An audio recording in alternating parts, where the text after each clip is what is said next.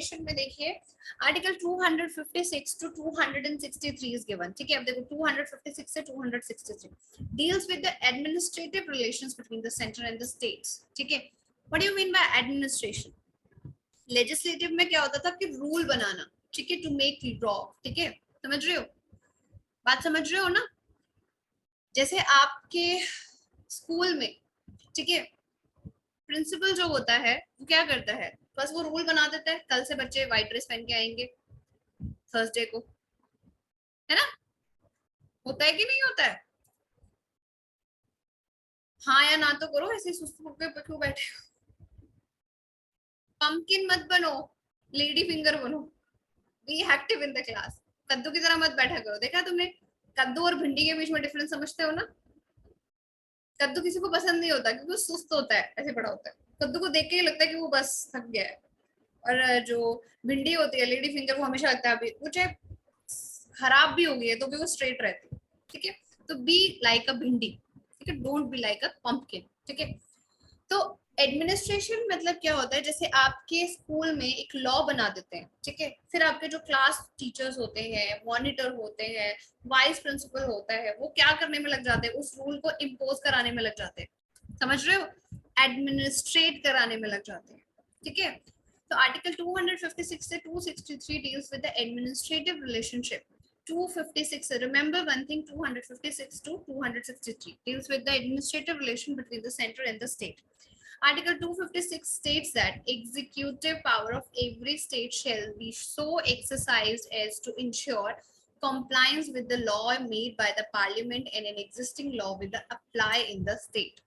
The executive power of the unions shall extend to giving such directions to the state as may appear to the government of India to the necessary for that purpose, ठीक है।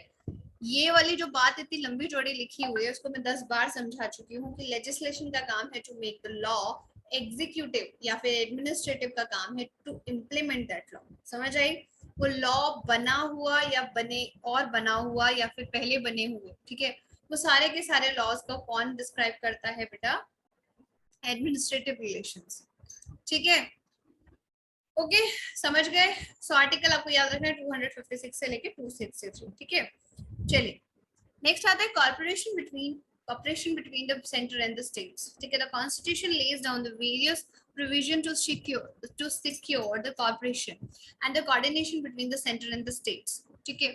These include कौन से हैं? Article 261, ठीक है, that the full faith and credit should be given throughout the territory of India to public acts, records and judicial proceedings of union and the every state, ठीक है। According to article 262 important नहीं है ना, 261 important है ना 262, बस नाम सुनते जाइए बस, ठीक है। जो इम्पोर्टेंट टॉपिक है वो आपका सबसे ज्यादा इम्पोर्टेंट है, that is your fundamental right, जो हम इसके बाद जो नेक्स्ट क्लास में करेंगे, ठीक है। आप सब सुनते जाइए, जहां पर मैं इम्पोर्टेंट बोलूँ वो समझ लीजिएगा। यहाँ पर बेटा जो आर्टिकल 261 कहता है कि यहाँ पर हमें टेरिटरी ऑफ इंडिया के अंदर पब्लिक एक्ट और रिकॉर्ड जो जुडिशियल प्रोसीडिंग है उसके लिए हमें रिस्पॉन्सिबल रहना है, ठीक है। आर्टिकल 262 कहता है the parliament may by the law provide the ejection of any dispute or complaint with respect to the use and the distribution of control of water. देखो बेटा, कभी भी अगर किसी भी तरीके का आर्ग्यूमेंट होता है तो उसके लिए आपके जो है जस्टिस, मतलब जिसे जुडिशरी कहते हैं, वो अवेलेबल है, ठीक है। पर अगर by chance control of waters जो है इस तरीके की, या फिर इंटरस्टेट रिवर या रिवर वैली के ऊपर किस तरीके का कुछ है, तो पार्लियामेंट के रूल को जो है हम उसी को हम लोग मेन मानेंगे, वही वो आगे आपको एम्पावर करेगा कि आपको ये इसमें क्या काम करना है।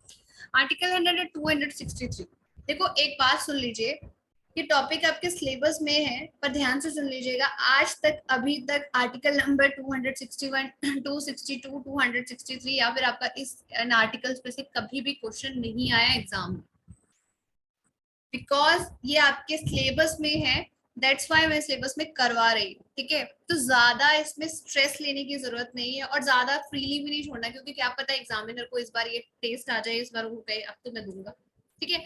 हाँ, आर्टिकल 352 जो है, जो स्टेट ऑफ इमरजेंसी है, उसके बारे में पूछा जा सकता है, वो इम्पोर्टेंट है, ठीक है।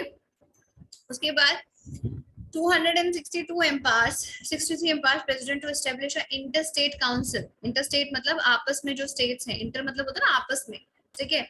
इंट्रा और इंटर का डिफरेंस समझते हो ना? इंट्रा होता है खुद की क्लास में कंपटीशन, इंटर मतलब जब पूरी की पूरी क्लास दो और क्लासेस के बीच में हो रहा है, ठीक है। Advice upon disputes of states, ठीक है। आपस में अगर स्टेट्स में कोई डिस्प्यूट है तो वो जो है आपका जो है स्टेट्स जो है कौन मतलब state to investigate and discuss the subject in which the state and union, ठीक है। उसमें जो प्रॉब्लम का सोल्यूशन होगा वो 263 के अंदर है, अगर दो स्टेट्स के बीच में प्रॉब्लम है।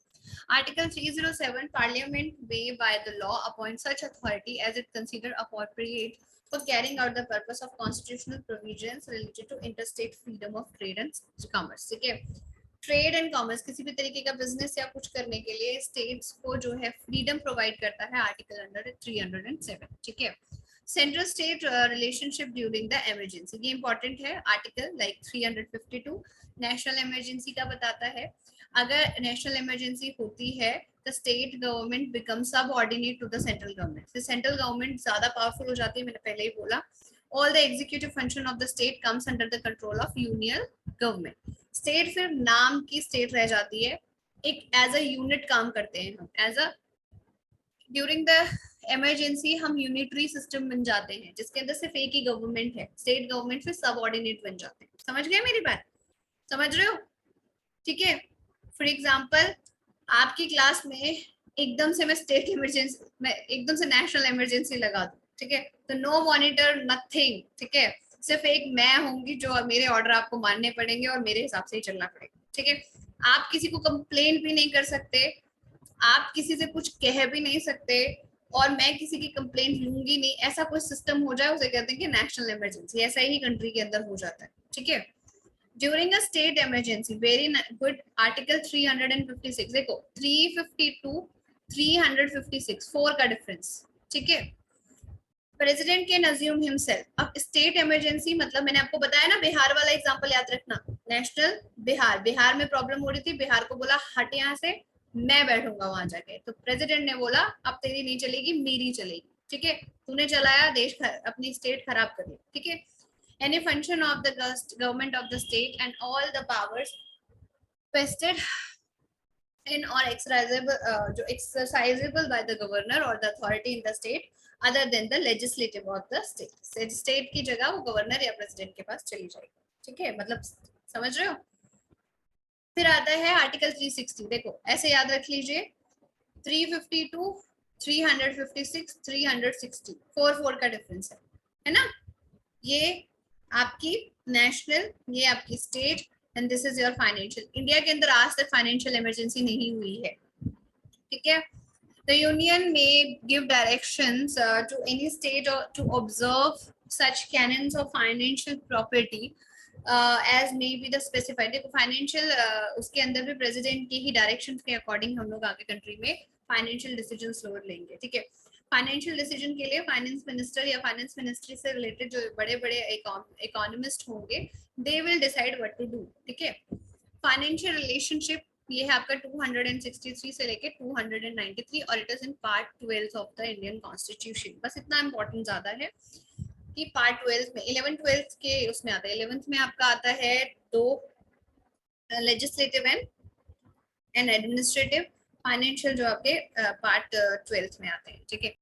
पूरा वीडियो देखने के लिए और लेटेस्ट एग्जाम अपडेट्स जानने के लिए डाउनलोड करें कैरियर डिफेंस स्कूल का एंड्रॉयड ऐप।